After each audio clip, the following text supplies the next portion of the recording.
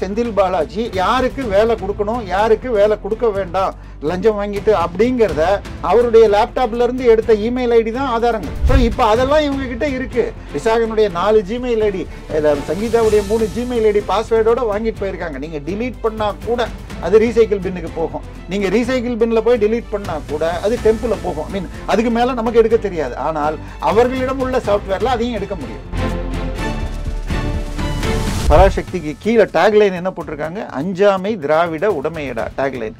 இவங்க ரெய்டு வந்த உடனே நாங்கள் அஞ்சி ஓடுவதே எங்கள் திராவிட மாடலடான்னு சொல்லிட்டு வெளிநாட்டுக்கு ஓடிட்டாங்களா இல்லையா? விசாகன் வீட்டுக்கு வந்துட்டார் என்ற செய்தி வந்த பிறகு ஆகாஷ் பாஸ்கரன் வீட்டில் ஏதோ கார்பென்ட்ரி வேலை நடந்த பொழுது நீங்க பாத்துக்கங்க நான் போறேன்னு சொல்லிட்டு துபாய் சென்று விட்டு அங்கிருந்து இதுன்னு சொல்றாங்க ஒரு குரூப். இன்னொரு குரூப் இங்கே தான் ஒரு ரிட்டையர்ட் ஐபிஎஸ் ஆஃபீஸர் வீட்டில் இருக்காங்கன்னு சொல்லப்படுகிறது. நம்ம லாரிக்கு கொடுக்கப்பட்ட அந்த டெண்டர் ரூல்ஸே ஒரு பர்டிகுலர் நபருக்கு கொடுக்கணுங்கிற மாதிரி ரூல்ஸை ஃப்ரேம் பண்ணியிருக்காங்க. உனக்கு இத்தனை ஊர்ல லாரி இருக்கணும், இத்தனை ஏஜென்சி இருக்கணும். ஸோ அது மற்ற எந்த யாருமே முன்னாடிலாம் எப்படின்னா ஒரு டிஸ்ட்ரிக்ட்ல 2 டிஸ்ட்ரிக்ட்டுக்கு ஒரு கம்பெனின்னு வைப்பாங்க. இது சென்னை முழுக்க ஒரே பார்ட்டிக்கு கொடுக்கணும். இவங்க கரூர் கேங்குன்னு பண்ணியிருக்காங்க. மெட்ராஸ்ல மாத்திரம் 4800 கடை டாஸ்மாக்ல இருக்கு. அபிஷியலாக டெண்டர் போட்டு பார் கொடுத்தது 10% கூட இல்லைங்கிறாங்க. அப்ப எப்படி இல்லீகலா நடக்குது? அதை யார் கண்ட்ரோல் பண்றாங்க? இது செந்தில் பாலாஜிக்கு போகல, நேரடியாக முதல் குடும்பத்தின் வலதுகை இடதுகைகள் மூலமாக முதல் குடும்பத்துக்கே போனது என்பதற்கான பிரிலிமினரி ஆதாரங்கள் வந்துருச்சு.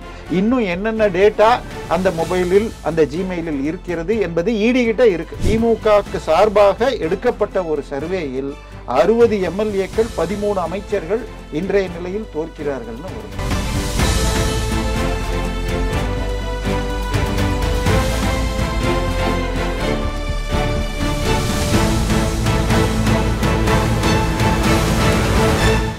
ரியல் ஒன் நண்பர்கள் உறவுகளுக்கு வணக்கம். தொடர்ச்சியாக பல்வேறு முக்கியமான தகவல்களை நம்முடைய உறவுகளுடன் பகிர்ந்து வரும் அரசியல் விமர்சகர் தேவப்பிரியா அவர்கள் நம்முடைய இருக்கிறார். வணக்கம் சார். வணக்கம். ஈடிக்கு கொடுக்கப்பட்ட இடைக்கால தடை விசாரணையை பொறுத்த வரைக்கும் ஈடி முதல் குடும்பத்தை நெருங்கிட்டாங்க, அடுத்த ஒரு முக்கிய புள்ளியை கைது செய்ய போறாங்க அப்படிங்கிற பேச்சுக்கள் எல்லாமே அடிபட்டு இருந்துச்சு. ஒரு ராக்கெட் வேகத்துல தான் ஈடியுடைய விசாரணை இன்வெஸ்டிகேஷன் போய்கிட்டே தான் இருந்துச்சு. அங்க இருக்கக்கூடிய அதிகாரிகள் தினமும் வர வைத்து இன்வெஸ்டிகேஷன் சம்மன் அனுப்பி இன்வெஸ்டிகேஷன் எல்லாமே நடத்திட்டு இருந்தாங்க. அப்போ நீங்க சொல்றதை வச்சு பார்க்கும்போது ஈடியுடைய இன்வெஸ்டிகேஷன் நிறுத்தப்படுகிறதே தவிர, ஆனா ஈடியை பொறுத்த வரைக்கும் இன்ஃபர்மேஷன் கேதர் பண்றது அந்த வேலைகள் எப்பவும் போல வழக்கமாக வேகம் எடுத்து நடைபெறும் அப்படின்னு பார்க்கலாம். சார், ஏற்கனவே ஸ்டே இருந்தது. திரு எஸ்.எம். சுப்பிரமணியம் அவர்கள் ஏப்ரல் 22 கொடுக்கும் வரை இன்வெஸ்டிகேட் பண்ண முடியல. ஸோ 22ல இருந்து இப்போ இன்னைக்கு 22 இந்த 30 நாளைக்குள்ளதான் இவ்வளவு விவரம் வந்திருக்கு. ஆனால் மார்ச்ல பண்ண ரெய்ட்ல இருந்து அவங்க இது பண்ணதுனாலதான் இத்தனையும் கிடைச்சிருக்கு. இப்போ உங்களுக்கு ரித்தீஷ்னா யாருன்னு தெரியுமா? விக்ரம் ஜூஜுன்னா தெரியுமா? விக்ரம் ஜூஜு 30 கோடிக்கு வாட்ச் வாங்குவார். வாட்ச் கலெக்ஷன் என்னுடைய கலெக்ஷன்னே ட்விட்டர்ல போட்டிருந்தார், இப்ப டெலீட் பண்ணிட்டாரு என்று சொல்லப்படுகிறது. ஸோ இவங்க எல்லாம் பேர் எப்படி வந்தது? ஏன்னா அவங்க கிட்ட இருக்கிற டேட்டா மைனிங். அதாவது அன்னைக்கு 3 நாள் ரெய்டு பண்ணப்ப தமிழக அரசு போய் முதல்ல சென்னை உயர்நீதிமன்றத்திலையும் அப்புறம் உச்ச நீதிமன்றத்திலையும் போன பெட்டிஷன்ல என்ன எழுதினாங்கன்னா, எங்கள் அலுவலகத்தில் 3 நாள் இருந்து 100 கேள்விகளுக்கு பதில் என்று திரு விசாகன் அவர்கள், திரு சங்கீதா அவர்கள் ஜோதிமரிடம் கையெழுத்து வாங்கி போயிருக்கிறார்கள். அத்தோடு இவர்கள் 3 பேரிடம் இருந்தும் அவர்களுடைய போனை பேக்கப் செய்து கொண்டு போயிருக்கிறார்கள். ஆபீஸை சேர்ந்த 2 லேப்டாப் 4 கம்ப்யூட்டருடைய ஹார்ட் டிஸ்கை பேக்கப் செய்திருக்கிறார்கள். 2 ஐபேடை. இது எல்லாத்தையும் அவங்க மைனிங் பண்ணிக்கிட்டே இருப்பாங்க. இப்ப இதுவரைக்கும் வந்துள்ள பெயர்களை தாண்டி இன்னும் எத்தனை பேருக்கு போகும் நமக்கு தெரியாது. இப்ப நேரடியாக ஒரு பேச்சுக்கு சொல்கிறேன். இப்ப இதுல பாத்தீங்கன்னா செந்தில் பாலாஜி அந்த வழக்குல, இன்னொரு வழக்குல உங்களுக்கு அவர் யாருக்கு வேலை கொடுக்கணும், யாருக்கு வேலை கொடுக்க வேண்டாம், லஞ்சம் வாங்கிட்டு அப்படிங்கிறத அவருடைய லேப்டாப்ல இருந்து எடுத்த இமெயில் ஐடி தான் ஆதாரங்கள். ஸோ இப்போ அதெல்லாம் இவங்க கிட்ட இருக்கு. விசாகனுடைய 4 ஜிமெயில் ஐடி, சங்கீதாவுடைய 3 ஜிமெயில் ஐடி பாஸ்வேர்டோட வாங்கிட்டு போயிருக்காங்க. நீங்க டிலீட் பண்ணா கூட, இப்போ நீங்க டிலீட்னு கொடுத்தால் அது ரீசைக்கிள் பின்னுக்கு போகும். நீங்க ரீசைக்கிள் பின்ல போய் டிலீட் பண்ணா கூட அது டெம்பிள் போகும். மீன் அதுக்கு மேல நமக்கு எடுக்க தெரியாது. ஆனால் அவர்களிடம் உள்ள சாஃப்ட்வேர்ல அதையும் எடுக்க முடியும். ஸோ இது எல்லாம் அவங்க பேக்கப் பண்ணிட்டு போயிட்டாங்க. ஸோ இந்த மைனிங் பண்ணிட்டு இருப்பாங்க. மார்ச் 6, 7, 8 நடந்த ரைடை இந்த மே மாதம் தான் பண்ணாங்க. ஏன்னா ஏப்ரல் 22 தான் அந்த தீர்ப்பு அப்லோட் பண்றதுக்கு 2-3 நாள் ஆச்சுன்னா மேல பண்ணிட்டாங்க. இப்போ திருப்பி இவங்க கேஸ் போட்டிருக்காங்க. சார், அவங்களுக்கு வேண்டிய டேட்டாக்களில் 75% வந்தாச்சு. இப்போ அதை கோரிலேட் பண்ணி கேஷ் டிரான்சாக்ஷன்ஸை ப்ரூவ் பண்ணணும். இப்போ இடம் இப்போ எங்க இருந்து ஆகாஷ் பாஸ்கரனுக்கு 600 கோடி வந்தது. அவர் சேலத்தில் தம்மம்பட்டியில் இருக்கிற பிஆர்ஆர் சொர்ண மளிகைங்கிறது மிக சின்ன கடை. வேலவன் இதுன்னு சொல்லிட்டு ஒரு இது வச்சிருக்காருங்கிறாங்க. அதில் 3 லாரியோ 4 லாரியோ தான் இருந்திருக்கிறது. ஆனால் கல்யாணம் பண்ணதுக்கு அப்புறம் 4 படம் ஏற்கனவே சொல்லிட்டாங்க. 5வது அஜித்தோட பேசுறான்றாங்க. சராசரியாக 200 கோடி ஒரு பட்ஜெட், படத்துக்கு பட்ஜெட். பராசக்தியுடைய பட்ஜெட் 300 கோடின்றாங்க. அஜித்துடைய படம்னா இன்னும் அதே மாதிரி தான் இருக்கும். அப்போ 1000 கோடியை ஒரு நபர் 6 மாதத்தில் எங்கிருந்து புரட்டுகிறார்? பராசக்திக்கு கீழே டேக்லைன் என்ன போட்டிருக்காங்க? அஞ்சாமை திராவிட உடைமையடா டேக்லைன். இவங்க ரெய்டு வந்த உடனே நாங்கள் அஞ்சி ஓடுவதே எங்கள் திராவிட மாடலடான்னு சொல்லிட்டு வெளிநாட்டுக்கு ஓடிட்டாங்களா இல்லையா? அதாவது விசாகன் வீட்டுக்கு வந்துட்டார் என்ற செய்தி வந்த பிறகு ஆகாஷ் பாஸ்கரன் வீட்டில் ஏதோ கார்பென்ட்ரி வேலை நடந்த பொழுது நீங்க பாத்துக்கங்க நான் போறேன்னு சொல்லிட்டு துபாய் சென்று விட்டு அங்கிருந்து இதுன்னு சொல்றாங்க ஒரு குரூப். இன்னொரு குரூப் இங்கே தான் ஒரு ரிட்டையர்ட் ஐபிஎஸ் ஆஃபீஸர் வீட்டில் இருக்காங்கன்னு சொல்லப்படுகிறது. நமக்கு இது எல்லாமே தகவல்கள் தான். ஆனால் அஞ்சி ஒளிந்து கொண்டிருக்கிறார். எனவே இந்த மைனிங் டேட்டா தாங்க சோர்ஸ் தாங்க மெயின். ஸோ அந்த டேட்டாவை யூஸ் பண்ண, ஏன்னா இவங்க முத பெட்டிஷன் ஃபர்ஸ்ட் ஒரு ஸ்டே வந்தது பாருங்க, ஒரு நீதிபதிக்கிட்ட போய் அப்புறம் அந்த குழு வெளியில் அவங்களே கூட வாய்மொழியில் ஸ்டே கொடுத்தாங்க. இது எஸ்எம் சுப்ரமணியன் நடந்தப்போ கூட அவர் என்ன சொன்னார், நடுவில் கேட்டப்போ அதுக்கு ஸ்டே இல்லை, அவர் எழுத்துல போட்டால் தான் நாங்கள். இப்போ நேற்றைக்கும் அதில் ஸ்டே இல்லைன்ட்டாங்க. ஸோ அந்த டேட்டாவை எடுத்து எந்த அளவிற்கு ஆதாரங்கள் அதில் என்ன பண்ணியிருக்கு, நீங்கள் இதுக்கு ஆர்டர் கொடுங்க, இந்தந்த மாதிரி டெண்டர் போட்டால் நம்ம கட்சிக்காரனுக்கு பாதிப்பு வரும், அவர் உடனே பிரதர் அப்படிங்கிறார், யார் அந்த தம்பிங்கிறது இப்போ கூட. எனவே சார் டேட்டா இருக்குது, அத்தனை டேட்டாவும் அவங்க எடுத்துட்டாங்க. அதை கோரிலேட் பண்ணுறதுக்கு இவங்களுடைய எஸ்என்ஜே உடைய இந்த ஆஃபீஸு, இவங்க இதுக்கு கல்ஸ் ஆஃபீஸு, இதுக்கெல்லாம் போய் அங்கேயும் எடுத்திருக்காங்க. அவங்க பேங்க் ஸ்டேட்மெண்ட் வாங்கியிருந்தாங்கன்னா அதையெல்லாம் கோரிலேட் பண்ணால் ரொம்ப ஈஸியாக ப்ரூவ் ஆகிடும். ஸோ டைம் தான் எடுக்குது. ஸோ இது அடுத்த 15 நாளைக்குள்ள, கோர்ட்டுக்கு லீவ் சாதாரணமாக 20 நாள் இருக்கும், பட் அது நடுவில் போகலாம், அதிகபட்சம் 20 நாள். அதுக்குள்ள இன்னும் டேட்டா எடுத்து ஸ்டே அடுத்த நாளே கூட வரலாம். இப்போ இடைக்கால தடை போட்டுக்கக்கூடிய நிகழ்வை பொறுத்த வரைக்கும் இப்ப தலைமறைவாக இருக்கக்கூடிய ஆகாஷ் பாஸ்கரன், ரத்தீஷ் போன்றவர்கள் வெளியே வருவதற்கு, ஆதாரங்களை உடைப்பதற்கு வாய்ப்புகள் உருவாகும். முயற்சி பண்ணலாம். பட் நான் தான் சொல்லிட்டேன்ல, உங்களுக்கு ரெக்கார்டில் இருக்குது. பேங்க்கில் நீங்கள் இன்னைக்கு ஒரு பாட்டில் நான் வாங்குறீங்க, நீங்களும் சாப்பிடல, ஒரு நண்பர் வரார் வாங்கி தரோன்னே வச்சுக்கோங்க.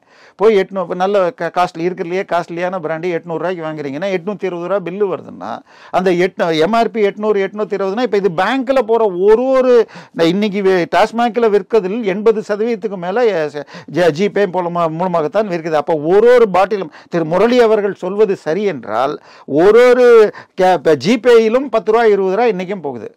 இதை பற்றி நிறைய வீடியோக்கள் ஒரு வெளிநாட்டுக்காரர் கூட போன வாரம் போட்டிருந்தார்.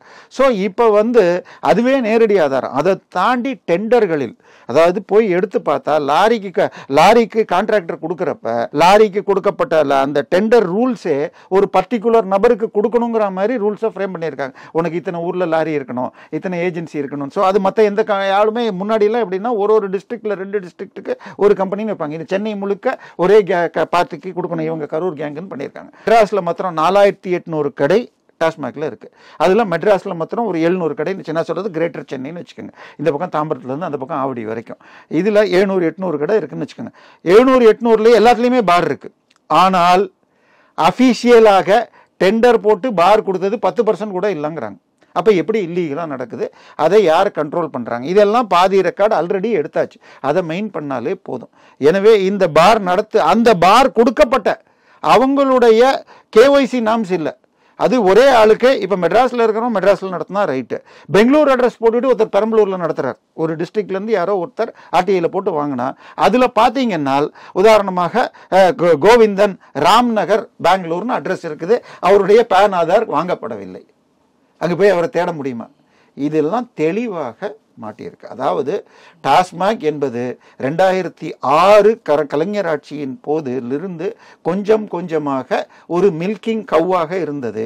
இப்பொழுது அது பெட்ரோலிய எண்ணெய் கிணறு மாதிரி தினந்தோறும் பல 100 கோடிகள் எடுக்கும் அளவிற்கு போயிடுச்சு. ஏற்கனவே 2-3 மாநிலங்களில் இது சிக்கிட்டு இருக்காங்கன்னு நமக்கு தெரியும்.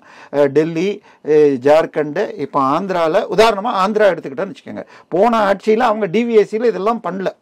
இப்போ இந்த ஆட்சி போன ஆட்சி, ஆனால் இந்த தமிழ்நாட்டின் சிஏஜி அறிக்கையிலும் பல விவரங்கள் குறிக்கப்பட்டிருக்கு, ஆந்திராவில் சிஏஜிலையும் கொடுத்துருக்கு. ஆனால் இப்போ ஆட்சி மாறின உடனே இவங்க அங்கே வழக்கு போட்டு அவங்க கைதிலேருந்து ஸ்டே கேட்டால் கொடுக்கல ஹைகோர்ட். ஏன்னா செந்தில் பாலாஜி வழக்கில் என்ன சொன்னாங்க, வேணும்னா வழக்கை மற்ற மாநிலத்துக்கு நடத்துங்கன்னாங்க. அப்போ டிவிஎஸ்சி விசாரிக்க வேண்டாம், ஏன் சிபிஐ வந்தால் உங்களுக்கு என்ன இருக்குது? தப்பு இல்லைன்னா தப்பு இல்லை. நிச்சயமாக மிக நிச்சயமாக இந்த துறையில். இன்னொன்று சார், இன்னைக்கு தமிழ்நாட்டில் 4 பேரில் ஒருத்தர் குடிக்கிறாங்க. ஆண்களில், பெண்களில் 6 பேரில் ஒருத்தர் குடிக்கிறாங்க. 1.25 கோடி பேர் தினமும் குடிக்கிறார்கள். ஒரு 50 லட்சம் பேர் அக்கேஷனல் ட்ரிங்கர்ஸாக இருக்காங்க. இவங்கெல்லாம் ஒரு தடவை வாங்கியிருந்தா கூட கடையில் ஸ்டாக்கு இவங்களுக்கு நிச்சயமாக தெரியும், நம்மக்கிட்ட எக்ஸ்ட்ரா வாங்கணும். இதுக்கு கைப்புண்ணுக்கு லென்ஸ் தேவையில்லை. ஸோ மக்களுக்கு தெரியும், இது மிக எளிதாக ரீச் ஆகும். இப்போ இது செந்தில் பாலாஜிக்கு போகலை, நேரடியாக முதல் குடும்பத்தின் வலதுகை இடதுகைகள் மூலமாக முதல் குடும்பத்துக்கே போனது என்பதற்கான பிரிலிமினரி ஆதாரங்கள் வந்துருச்சு. இன்னும் என்னென்ன டேட்டா அந்த மொபைலில், அந்த ஜிமெயிலில் இருக்கிறது என்பது ஈடி கிட்ட இருக்கு. ஏன்னா அதனால தான் இவங்களே போய் ஸ்டே கேட்டாங்க. அந்த ஆதாரத்தை ஆதாரமாக இந்த வழக்கில் சேர்க்கக்கூடாது, இந்த இதுவே இல்லீகல்னு கேட்டாங்க. அந்த இல்லீகல்ங்கிறத சென்னை உயர்நீதிமன்றம் சொல்லிடுச்சு. இவங்க அந்த டேட்டாவை யூஸ் பண்ணலாம், ஃபர்தர் புது என்கொயரி பண்ணாதீங்க, அந்த டேட்டாவை மைன் பண்ணி எடுங்கன்ட்டாங்க. எனவே வழக்கில் எந்தவித பாதிப்பும் இல்லை. அவர்கள் எந்த அளவுக்கு மைனிங் பண்ணுறாங்களோ, நீங்கள் ஆழ உழுந்தா தான் அகல உழுவதை விட ஆழ ஒன்று இருக்கிற டேட்டாவை அங்கே ஆழமாக உழுதால் இன்னும் நிறைய கிடைக்கும். இப்போ இந்த தீர்ப்புக்கு பிறகு, இடைக்கால தடைக்கு பிறகு திமுகவை சேர்ந்த RS பாரதி அவர்கள் தெரிவிக்கும் போது, இந்த இடியை பொறுத்த வரைக்கும், அமலாக்கத்துறையை பொறுத்த வரைக்கும் ஒரு பிளாக்மெயில் ஏஜெண்டா செயல்பட்டு இருக்காங்க அப்படிங்கிற விமர்சனத்தை முன் வச்சிருக்காங்க. இதை எப்படி பார்ப்பது? அதுக்கு சில காரணங்களையும் சுட்டி காட்டுறாங்க.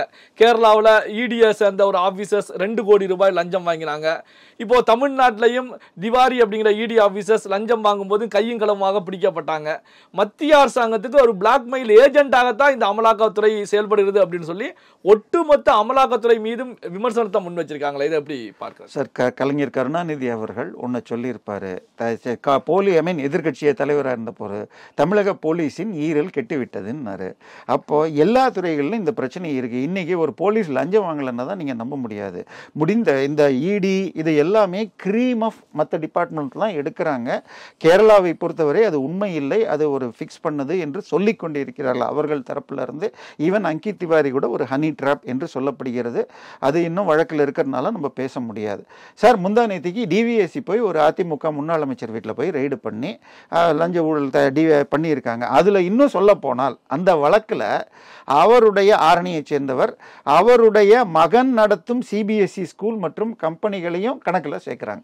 அப்படி பார்த்தால் முதலமைச்சர் மகள் நடத்தும் கல்லூரிகள், இப்போ பள்ளிகள், சயின்ஸ் பள்ளிகளாக இருக்கட்டும், இப்போ துரைமுருகனுடைய வழக்கில் அவருடைய பள்ளிகள் எடுக்கலாமா? இப்போ ஈவன் அவாவேலுடைய கேஸில் கம்பன் ஸ்கூலு, கம்பன் காலேஜ், அருணை இன்ஜினியரிங் காலேஜ் எல்லாம், அருணை மெடிக்கல் காலேஜ் எல்லாம் சேர்க்கலாமா? சார், இது கண்ணாடி வீட்டுக்குள் இருந்து கல்லை எரியக்கூடாது. பாலிடிக்ஸ் பண்ணுறதுக்காக பேசுகிறாங்க. அதுதான் சொல்லிட்டேன். நிச்சயமாக யாராவது ஓரிருவர் தவறு செய்திருந்தால் அவர்களை ஆதாரத்தோடு நிரூபித்து அங்கித் திவாரி மேலே வழக்கு நடக்கிறது, அவர் சந்திப்பார். ஆனால் நீங்கள் அதுக்கு எப்படி நடந்துக்கிட்டீங்க? இப்போ என்ன சொல்கிறாங்க? எங்கள் மேல இதுவே மனிதாபிமானமே இல்லாமல் வந்தார்கள். ஒரு மத்திய அரசு அஃபிஷியல் பேரில் வந்துச்சுன்னு சொன்னால் அவரை மட்டும் விசாரிச்சுட்டு அதை சிபிஐக்கு மாற்றணும். இதுதான் ரூல்ஸ். இவங்க மாற்றாமல் அதுக்கப்புறம் சுப்ரீம் கோர்ட் வரைக்கும் போய் மாறிட்டு. ஸோ தவறு செய்தவர்கள் இருந்தால், கேரளாவாக இருந்தாலும் சரி, தமிழ்நாடாக இருந்தாலும் செய்யணும். ஆனால் நீங்கள் எப்படி சார் இப்போ என்ன ஸ்டே கேட்குறீங்க? அவர் பேனாவை வலது கையில் பிடிக்கல, இல்லை இங்கு இந்த கலரில், இந்த மாதிரி டெக்னிக்கல் கிரவுண்ட்ஸில் தான் போகிறீங்களே தவிர. மாசு என்ன பண்ணியிருக்காங்க? அவர் அந்த வீடு, அவர் இருக்கிற வீட்டுக்கு அவருக்கு விற்றவர் பேர் குமார், இவருடைய எந்தையார் பேர் சாரங்கபாணி. அது லீஸ் ஹோல்டு தான் முன்னாடி இருந்தது. 2006 கருணாநிதி ஆட்சி வந்த பிறகு சிட்கோ ஹவுசிங்கில் இருக்கிறவங்க ஓனர்களே இருந்தால் அவர்கள் தங்கள் லீஸை பர்மனண்ட்டாக மாற்றிக்கலான்ட்டாங்க. இப்போ குமாருக்கு ஏற்கனவே ஒரு மகன் 5 மகள்கள் இருக்காங்களாம். இவர் காசு கொடுத்தே வாங்கியிருக்காருன்னு வச்சுப்போம். இவர் என்ன பண்ணுறாரு? தன்னுடைய மனைவியை, சாரங்கபாணியின் மகளை, குமாருடைய மகள் என ஒரு வந்ததுனால அவர் எம்எல்ஏவாக இருந்தார் என சபாநாயகரிடம் அனுமதி வாங்கியிருக்காங்க. ஆனால் இந்த மாற்றம் என்பது அவர் மேயராக இருந்த பொழுது, அதனால பர்மிஷன் வாங்க வேண்டியது அரசிடம் இருந்து. அப்போ இன்னைக்கு அரசு கொடுங்க சார். அவர் தப்பு பண்ணாரா இல்லையா? அதுதானே பிரச்சனை. இப்போ இவங்க இந்த டெக்னிக்கல் கிரவுண்ட்ஸ்லேயே தான் போயிட்டு இருப்பாங்க. நிச்சயமாக வழக்குகள் உண்மையை சந்திக்கணும். ஏன்னா இன்னொன்று அடிக்கடி எந்த கட்சியாக இருந்தாலும் சொல்லுவாங்க, தர்மம் ஜெயிக்கும்னு சொல்லுவாங்க. ஸோ நீங்கள் வழக்கை நடத்த விடுங்க. இதுதான் எஸ்எம் சுப்ரமணியம் சொல்லிச்சு. சார், வீடு பற்றி எரியுது, அப்போ யார் வேணால் உள்ளே தண்ணி அடித்து உள்ளே இருக்கிற பொருளை காப்பாற்றணும். அதுதான் இப்போ சிபிஐ செஞ்சுருக்கு. 41 எஃப்ஐஆர் இருக்குது, நாங்கள் விசாரிக்கிறோம், நீங்கள் ஏன் வரீங்கன்னா 2016 28 வருஷமாக நீங்கள் என்ன பண்ணியிருக்கீங்க? நீங்கள் விசாரிக்கலை. அதனால சார் இந்த தடைகள் தற்காலிக சார் 2G வழக்கிலிருந்து எல்லாமே சுப்பிரமணிய சாமி எந்த வழக்கு போட்டாலும் முதல் நிலையில் ஒரு கோர்ட்டில் தோக்கும், 2வது நிலையில் ஜெயிக்கும், 3வது நிலையில் தோக்கும், திருப்பி அப்பீல் பண்ணி தான் வரும். ஸோ இதெல்லாம் வழக்கு கோர்ட்டுடைய ப்ரொசீஜர். நீங்கள் பாலிடிக்ஸ் பண்ணலாம்.